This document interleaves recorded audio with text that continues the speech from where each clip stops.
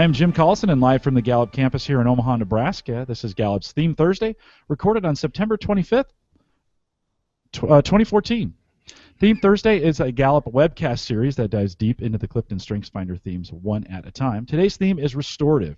If you have questions, comments, or contributions during the webcast, we do have a live chat room that's available for you. It's right below the main video window. You can just log in. Again, logging in as a guest would be very helpful. That way we can call you out by name when you have a question. I appreciate you doing that.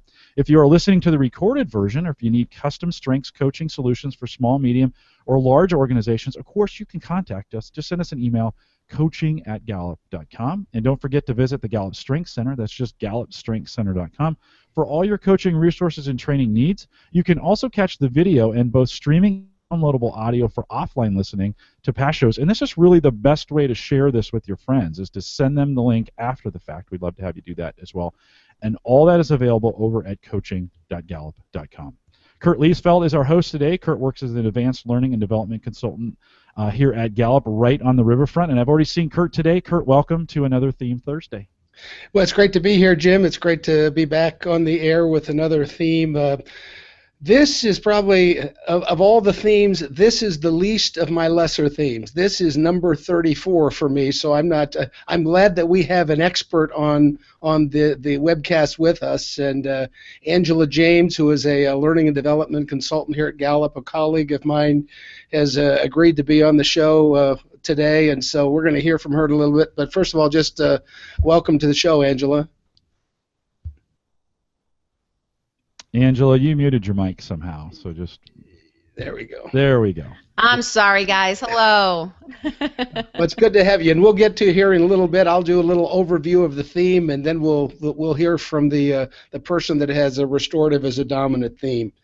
As I said, restorative is something I've learned mostly by listening and observing and talking with people who have it. What I often tell people with restorative is I think you have job security because problems are not going away.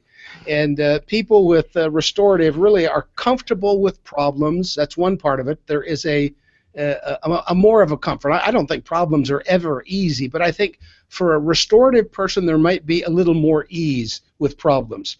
I think another part of this theme is that they often have insight into problems, maybe what's causing problems, kind of diagnostic kind of expertise. And then the last part of it is they are driven towards solutions. So, I mean, that's why we find this theme in the executing domain. There is a drive to solve problems. And sometimes things get done better or faster because a problem gets solved. And so I think that's at the core. They're not intimidated by problems. This is more of a theory, and so we'll have to let Angela kind of talk about this. I sometimes think people with restorative are more comfortable with problems because they see problems as kind of a normal part of life. It's not, a problem is not terminal. It can be solved, and so they really don't see problems as problematic. They see them to some degree as normal, fixable things. I just kind of made a discovery and kind of created a new package.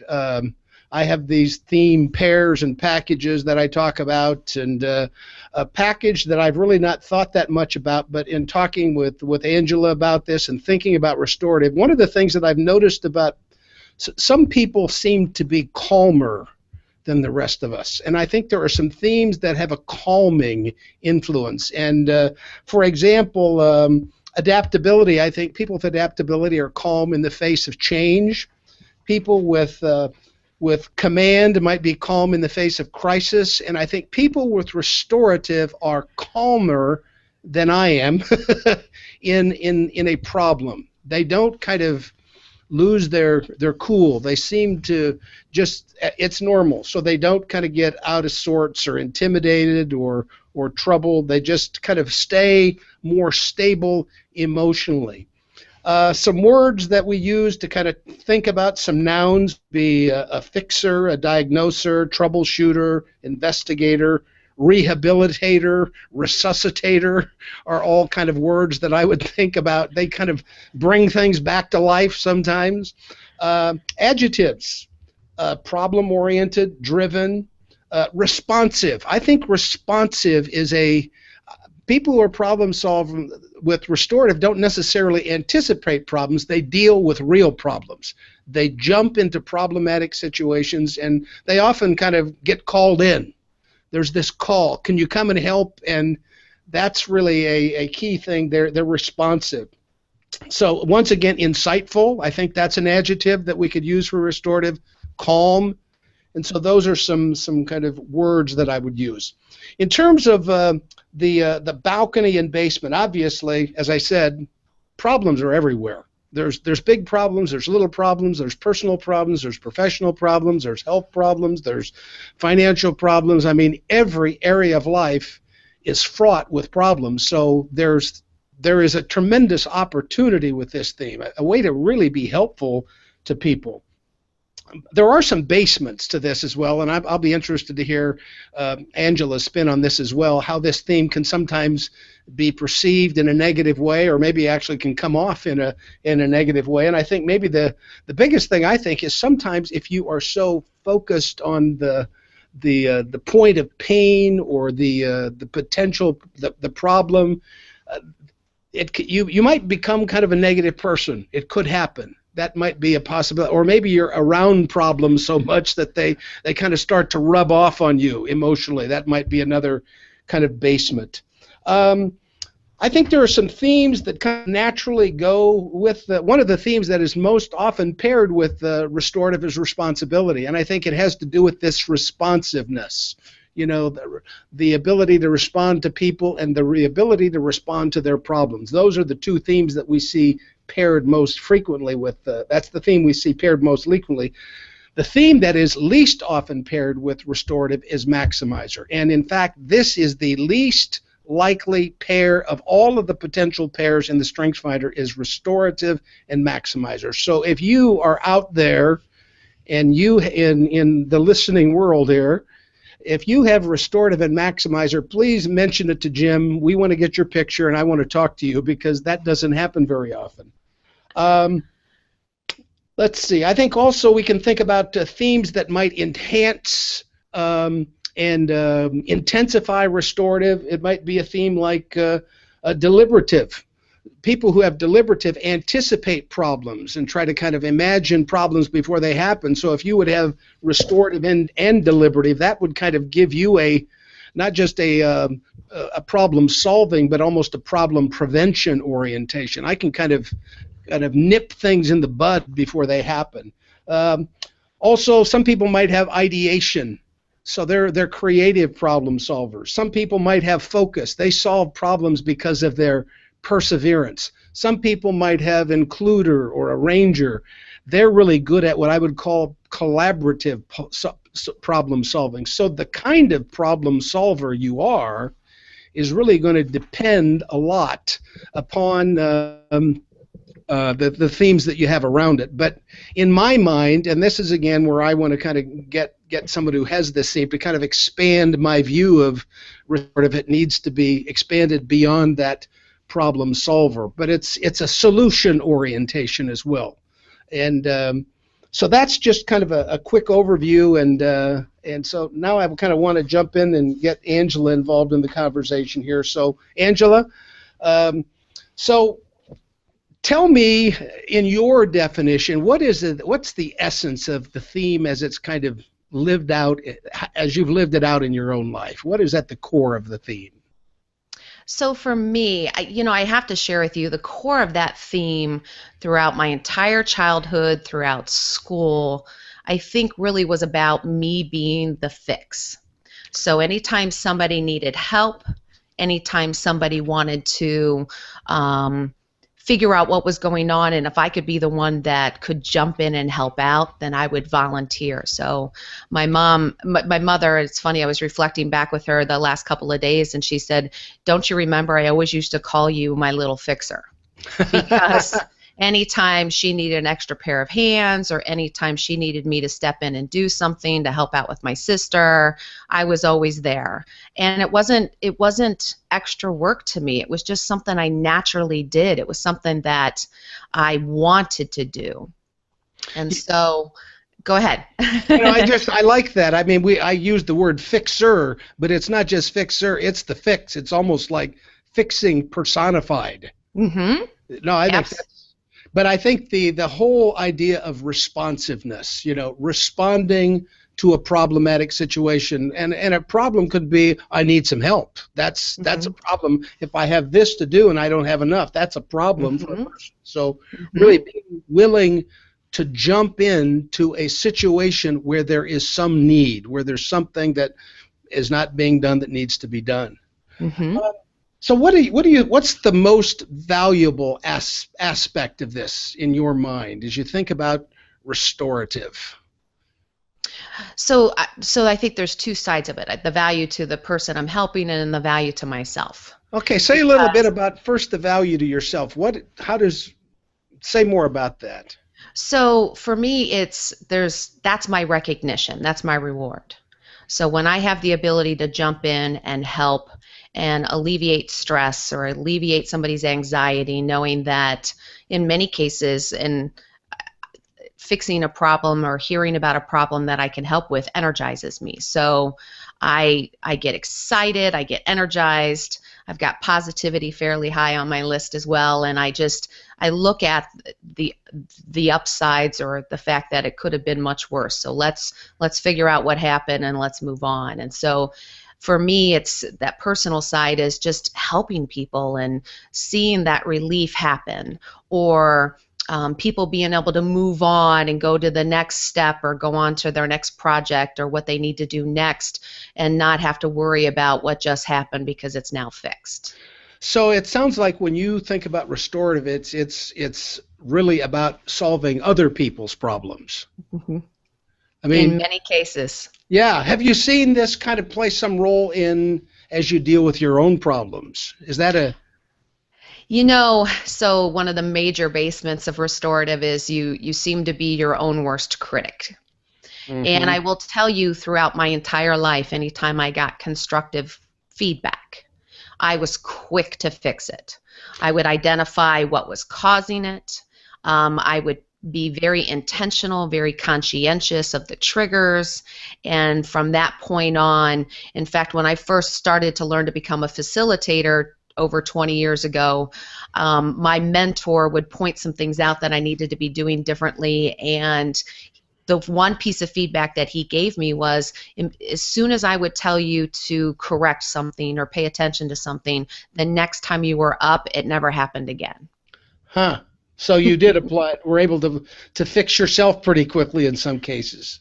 Yeah, in some cases, definitely, not all. So I want you to talk a little bit, if you can, about, we work at Gallup, and Gallup has this strengths-based approach to development. And one of the patterns that you have is this ability to fix things that need fixing and make things better that are broken. How do you put those two together? How do you fit that fixing theme into a strengths-based approach? So for us, in the role that we do as learning and development consultants, and a lot of what I do is also coaching. So strengths coaching as well as human sigma engagement coaching. And you and I both know that every single one of our clients are coming to us because they want help. It's the perfect role for me. And so when I have the opportunity to get in front of somebody or a group of individuals in a classroom, I take the time to learn. I take the time to understand the background and the dynamics and, really that discovery piece. And then I take my knowledge and my expertise of all of our sciences and obviously what we're there to offer them and help them with and help them make it real in their world. I can tell you that initially I would be the one to tell them. So I would fix it for them. I would specifically tell them, here's what you need to do and here's how you need to do it. But my expertise and evolution really of my own professional has really been about getting people to self-discovery. So now I've gotten really good at asking better and different questions to help get people there on their own. So instead of identifying what they need to do or telling them what they need to do, helping them identify it themselves. So my restorative is really asking those questions to help them get there. You know, one of the words I hear you using a lot, which is a new word that I'm going to add to my restorative vocabulary, is help. Helping. Mm-hmm. Restorative is about helping people, and that really has pretty broad application. But it's not a word that I would have thought of, but I think it's the perfect word. I also like the way that you talk about how your restorative has evolved a bit, you know, as being the fixer or the fixed, but to some degree your ability to help people fix themselves in a sense. Mm-hmm. How have you seen that your restorative, or not just your restorative, but restorative in general, has been misunderstood? Or has it been? Have you seen that? You know, so for me, like I got accused by my husband last week that I've got hero syndrome. I didn't hear that. I'm sorry. Say that again. I got accused last week by my husband, and it's happened multiple times, but it's fresh in my memory that he thinks I have this hero complex. Ah. And so when you think about the helping and the saving and bringing things back to life, he thinks I gravitate towards it or I seek it out. And so sometimes what I think can be misunderstood is that intentionally I'll seek out to help and or understand how I can help someone because they may not necessarily see it themselves. Okay. Kind of a savior syndrome. Yeah, I know. He doesn't use, he just says it, hero syndrome. But that wouldn't be true though, probably. No, it's not. It's not. No, you know, and you think about what we do each and every day. Sometimes people don't know what they don't know, and maybe things that they're doing. I'm quick to point out certain things that individuals might be doing that could be causing other people pain. I think one other big thing about my restorative personally is through the years that I've truly learned is helping people to make better decisions, kind of that proactive component to prevent problems from happening. Okay. Learning kind of from mistakes here. Yeah, absolutely. So when it talks about gravitating towards problems I already know how to fix, absolutely, I'm the first one to jump in. But then I also really, and maybe that's the developer coming out or just the high achiever and thinking even about belief is, you know, don't do it again. I'll help you this time, but I'm not going to let you do it again. Yeah. Let's talk about some of how your restorative interacts with some of your other themes. Is there any of your signature themes that really you have a hard time separating from your restorative? Developer, it's number 2. Talk about the relationship between those two themes, how they kind of play together. So the way they play together in a very good way is obviously getting people to grow. And for me, even the smallest amount of growth or progress is what I want to see or acknowledge and get people to see for themselves. So we're going down the right path. We're not quite there yet. There's still a few more things that we need to work on, but we're getting there. So that potential growth. The other piece of it is I just, again, that need. You wanna see people grow, and if there's things that's getting in the way of them growing, that's a problem. So let's fix it. Let's identify what's causing it, what could we be doing differently, and then let's position you and set you up for success to help with that growth. Yeah, so growth is about investing in potential, but it's also about kind of removing some of the barriers that get in the way of people's progress as well. And you've got both of those. Yes. You see potential, and you also see some of the roadblocks and the Yes. So yeah, that's a great combination. I like the way those two work together. How about any of your other themes? You've got like let's see, belief, includer, harmony. Do you see any of those that also kind of affect what your restorative looks like? So you said collaborative, absolutely. Includer definitely impacts my restorative. I'm not the one that needs to do it alone. In many cases, I want to pull many people in to gather information and to gain insight. So that collaborative effort to restore a problem, it's not just about me doing it. That's not what it's about. And sometimes it's I would like the additional help. If I have to do it myself, I will. But I am more prone to making sure that there's more people involved, because in many cases it happens a lot quicker. Uh-huh. Can you think of what maybe was one of the best restorative teams you've ever been a part of? Maybe one of the best problem-solving teams that you were. I know you've been an important part of a lot of client teams at Gallup, and you don't need to mention any names, but can you think of a team that you were really proud to be a part of and saw it in that kind of problem-solving team? Absolutely. To this day, I'm still incredibly proud. And are we allowed to mention client names? Well, you can just say the kind of organization All right, so it was. one of our organizations that we have done business with since the day I've started at Gallup over 8 years ago is still personally one of my favorites. And our team is just absolutely amazing.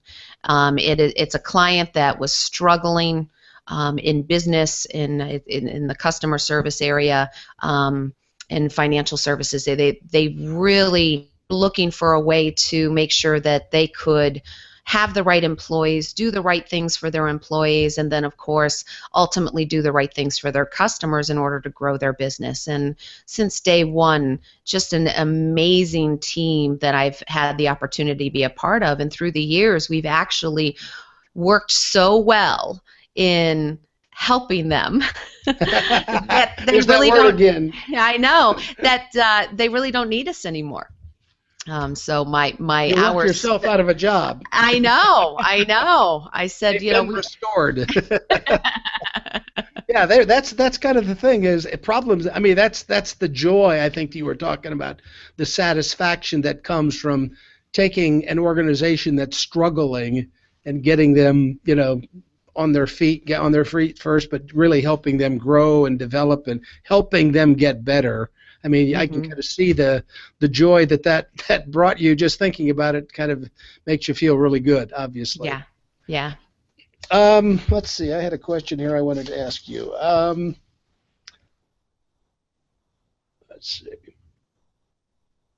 How about you're a mother, right? You have kids?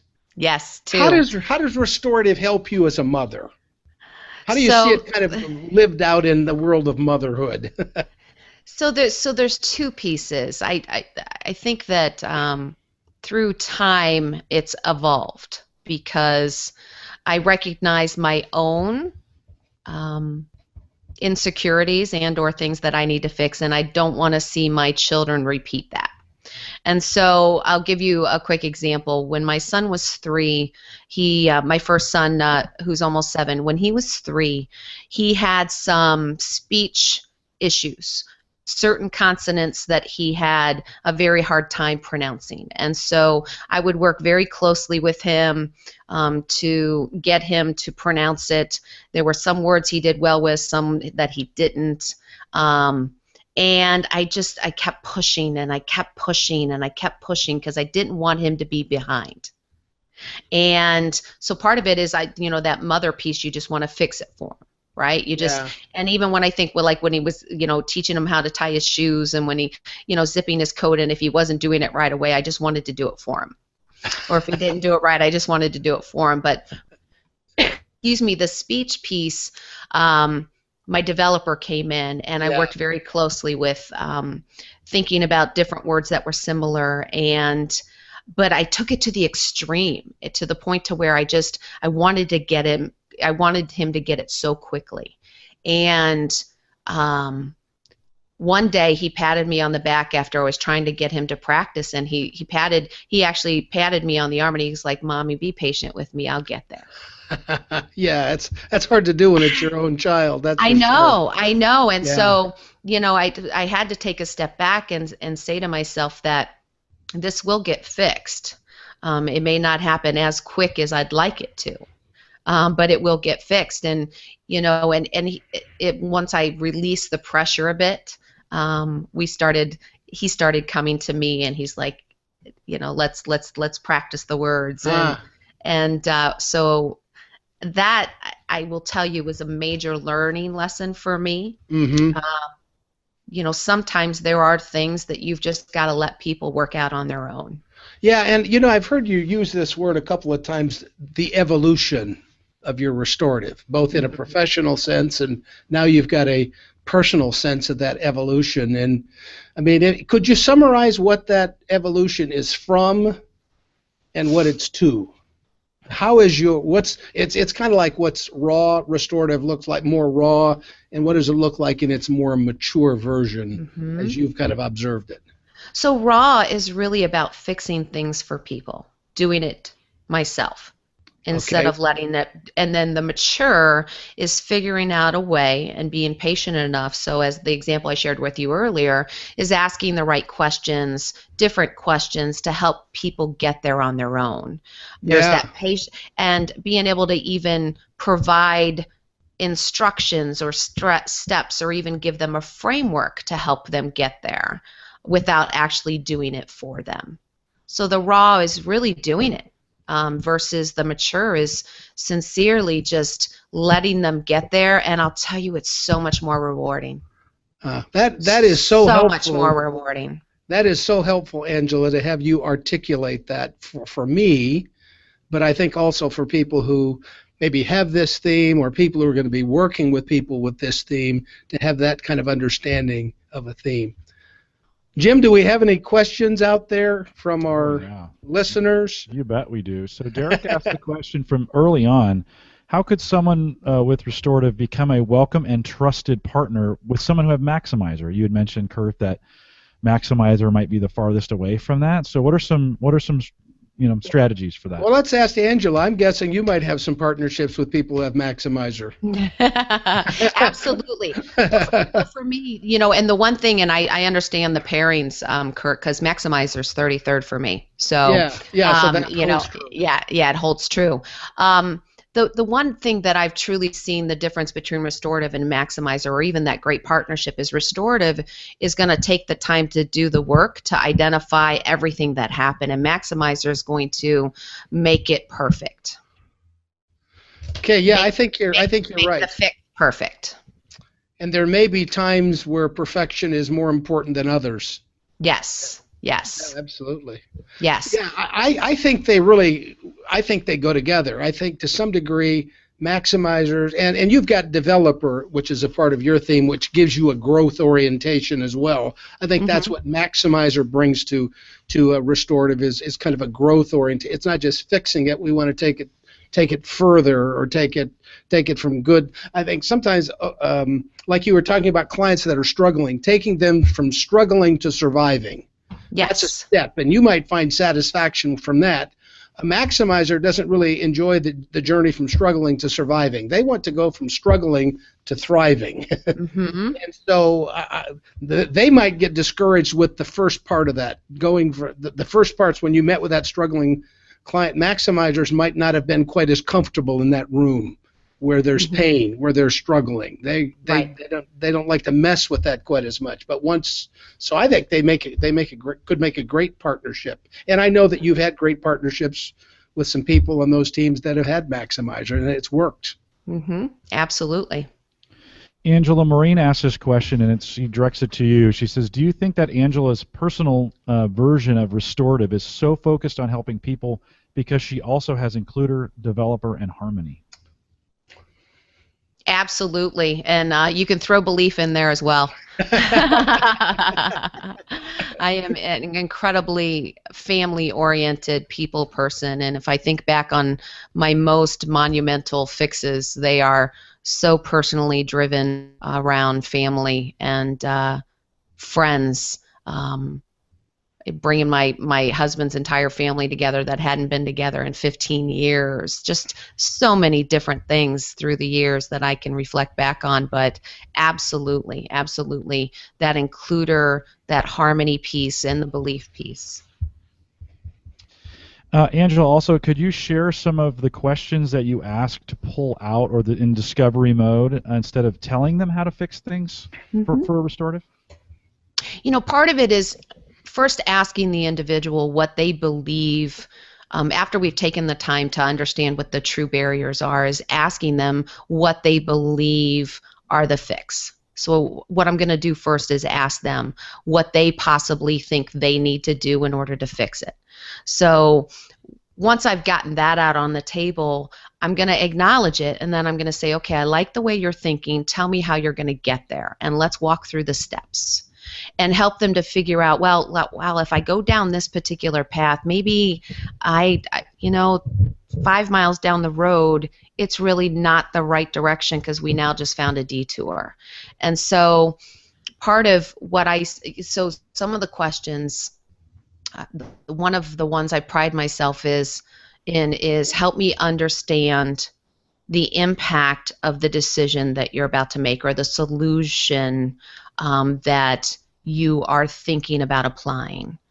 So when I get them to connect to kind of that outcome, they really start to think, wow, maybe I'm not doing the right thing. Maybe this isn't. So if I'm going to put all this effort into doing something, there's got to be some kind of outcome. There's got to be some kind of impact.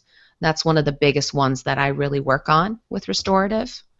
The other one I would think about is even related to outcome is, if we fix this, what do we need to do differently in order to not have it happen again? So as I mentioned earlier in the conversation, there's a lot of proactive pieces that I use, or proactive questions, in helping people to think about. And it's kind of in the moment. It caught me a little off guard. It depends on the topic or what somebody's talking about. I believe I have a truly unique ability to understand people and their unique situation. So I get very specific. I had a session yesterday, let me throw out an example, and we had these leaders creating an action plan around engagement and making sure that they had opinions count, and there was many different lines of business involved. And it's a really big problem with this particular team on the employees feeling that their opinions count. And so they were quick to talk about let's gather insight as to what they want to do. Let's gather, or what the gaps are. Let's gather. And I said, okay, great. How are you going to do that? And all of a sudden, they took a step back and they're, wow, well, let's talk to each person. I said, well, this person's got 80 individuals on their team. How are we going to do that? And so the one leader said, well, we do roundtables every month. Maybe we make this the agenda for those select employees coming to that roundtable. So sometimes I think the questions that I ask really is just getting people to slow down, stop and think that they may be missing a few steps in order for them to be able to have impact. You know, as I'm listening to you talk again, and I think I mentioned it in the kind of the theme prelude here, that this is in the executing theme. I mean, I hear a lot of doing, but I also hear a lot of thinking, and I'm wondering, is there an emotional component to this as well? I've heard doing, thinking. I think the emotional part of this is calm emotions.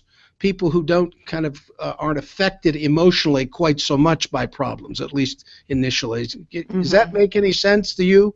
Because I hear a lot about doing, what are you going to do, but thinking about what you're going to do. Mm-hmm.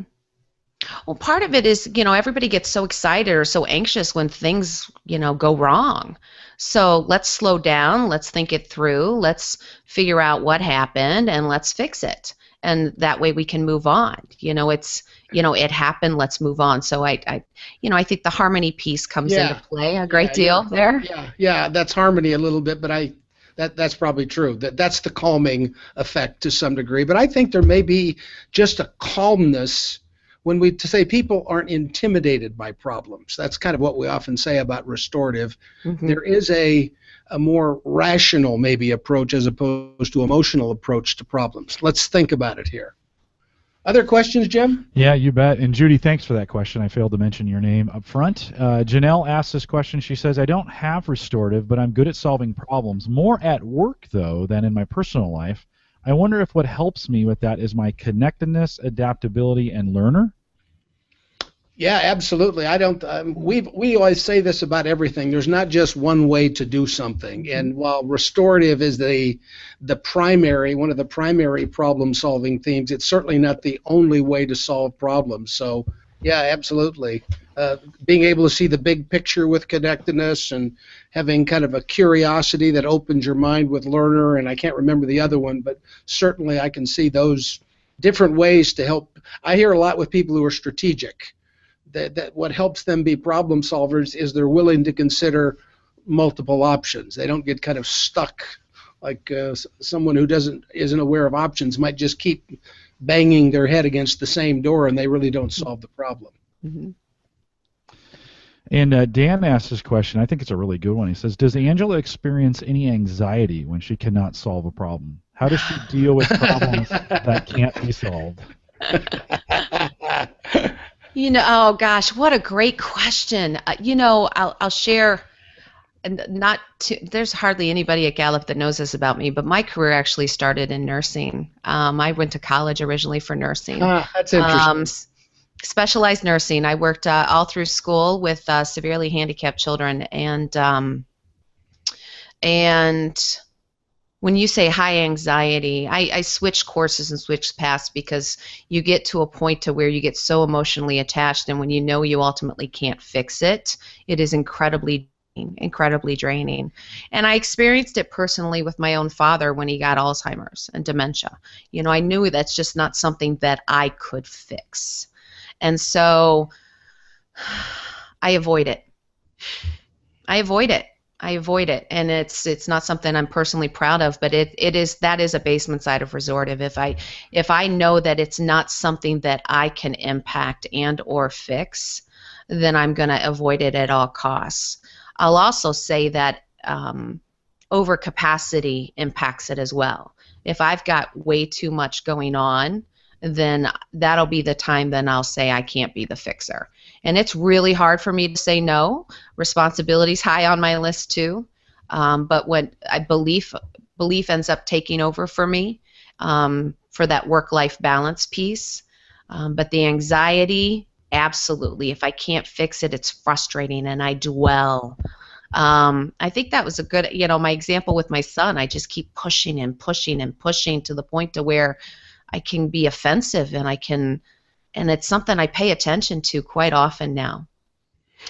Maybe that's another part of this evolution we were talking about, is the ability to discern between something I can fix and something that ultimately cannot be fixed.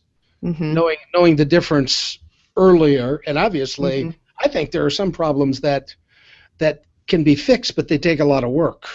Mm-hmm. But I also believe I often say it this way, there's something broken in us, in all of us, that cannot be fixed. Mm-hmm. I think there's probably something in each one of us that cannot be fixed. So spending a lot of time and effort trying to change something that ultimately is not going to be changed is not, I mean, it's to some degree a waste of energy. So I think that is probably a pretty important thing for people with restorative to evolve in that way, to get clear about what it is that I can and cannot fix. Mm-hmm. And the person, and if it's people oriented, if there isn't a willingness on the other end, then you're at a loss. And that's probably even more frustrating if that person's not willing to fix themselves after everything that you've tried to do to provide that insight and that coaching. There has to be that on the other side. Besides people, I think people are a big focus for you. What are other things that you have seen people with restorative fix? What are some other things that could be fixed other than people? Excuse me, business. Okay. It's truly, I mean, it's, and I know that's a broad word. So what is it in businesses that are broken beside people?